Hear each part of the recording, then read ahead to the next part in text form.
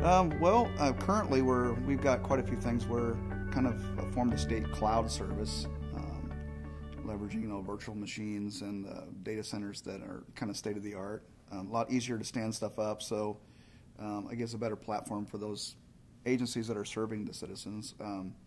We've created the My Alaska thing for the web to try and make it easier for a citizen to deal with all the agencies. Kind of authenticate yourself, as a resident when you sign on. We have a permanent fund dividend up there, so that kind of drives some commonality because every man, woman, and child is entitled to receive one, but you have to kind of fill out an application.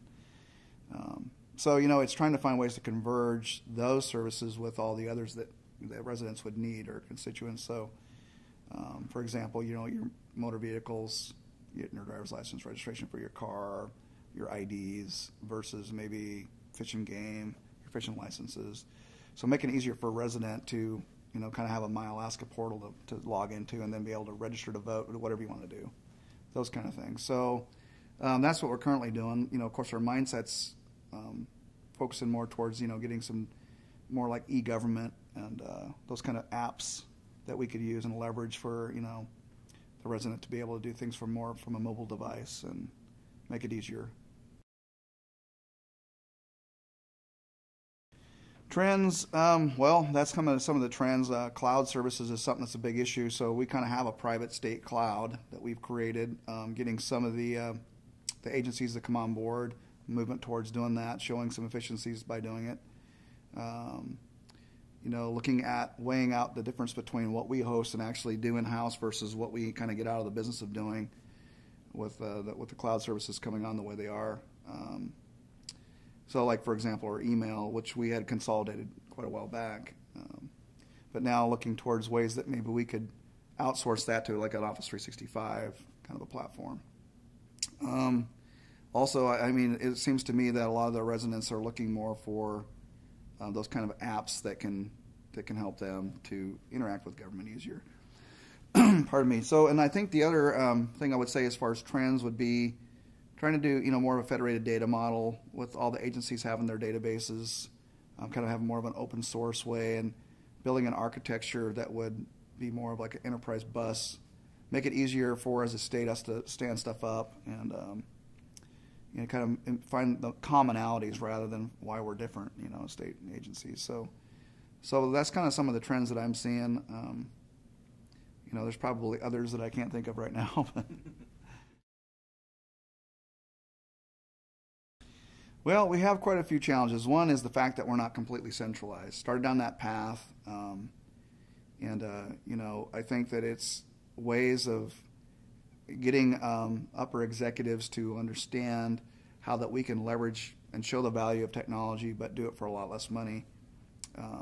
So like I mentioned earlier about the cloud services. So the more we can converge that, vacate all these buildings where we stood up all these data centers or computer rooms or closets, and instead of paying for power and cooling and the space that's required to house all that, to converge those into data centers, into our model of the Flex Pod that it's state of the art. Virtual machines, you can spin them up a lot faster. Time to deploy is way faster. So the challenge is just getting everybody kind of on the bus, becoming kind of like instead of the chief information officer, the kind of the chief influencer, and influencing at all levels, from the bottom up, from the agencies in, from the top, getting governance in place. Being the fact that it's not really a strong CIO position, we're really going to depend on governance being in place to be able to help us to kind of control the investment for the future of IT and say, okay, we're spending this much for all the agencies combined. How can we kind of converge that, leverage that spending, find efficiencies? So I think, and then the other challenges would be, I think that, as a state, we have a bandwidth issue. We have, a state that's, if you laid it on the United States, in scale, the Panhandle would hit Florida and the Aleutian Chain would hit California. So that's how far it stretches, and we don't have very many road systems. So we have a lot of government services being deployed out in remote areas that are really remote. You can only get there by boat or plane.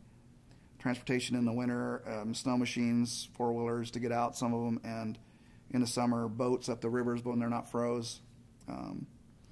And, you know, to try and to provide government services there, bandwidth is really a big challenge for us.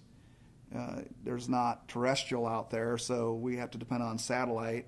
A lot of the satellites that are around the equator have such a slope that we have too much shadowing with mountains. Our regions are just really diverse. Our climates are diverse. So that would be, it's one of our big challenges is bandwidth. And I think that would probably be our #1 priority as far as the challenges go. You know, and I think getting more centralization, becoming more effective and efficient with our, you know, and just kind of, you know, giving that value proposition to get people involved and to want to sign up for it. You know, there's always that struggle between agencies that kind of, they want power and control, and there's ways that we can still give them the control, but do it in a lot better way. And I think governance, that would probably be the biggest challenges I'm looking at right now.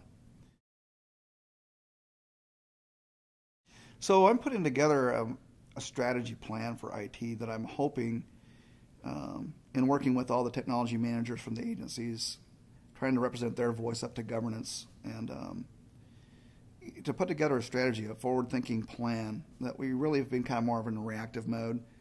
One of the presentations that was here was being strategic but still keeping the trains running, you know, and so we're so busy keeping the trains running, and it's a huge amount of stuff that we do. I mean, our statewide WAN, and you know how remote and how vast our network is. SATS ALMR for our first responders. A lot of it's also our backhaul, using through microwave. Those towers and things have to be maintained in some adverse conditions. Finding ways that we can, you know, find a roadmap for the future on how we're going to do that, put it together in a lot better manner. And then also, where are we going to be in 5 or 10 years? You know, and so if we have that vision of how cool would it be to have an app on your mobile device that you could log in as a resident and get your driver's license, your fishing license, your tag for your salmon, your DipNet permit, and not have to have a piece of paper wadded up in your pocket that you have to unfold and show a trooper or a fishing game agent. You can just have them scan a smart tag and you're good. They can know everything they need to know about you without having to have 15 different things. Having a vision where the commonalities around the resident, you know, those kind of government services, they're really there to serve. And I think then all the agencies, even though they provide different services, could be more converged and more focused on a resident that's needing services. So if we have that long-range vision, then it's just saying, okay, how do we get there and roadmap that? And what investments do we make along the way into technology that's going to be relevant to get us there? And it's kind of it's one of the challenges, but at the same time, I think it's the direction we want to head. So we start by small, bite-sized pieces, I think, to get momentum, show some cost effectiveness by getting more people converged in our data centers. That would be a great win for us. Getting governance working, start showing the value that IT can bring on managing risk, investment, those sort of things. So, you know, I think that's really what I'm going to be working on is we're looking at all kinds of things. We've inventoried all projects, all services, all customers. We're rolling all that up to put this strategy plan together to roll up to a governance board to show them the value and also where we could be and to show them how it really could help them achieve their goals as government.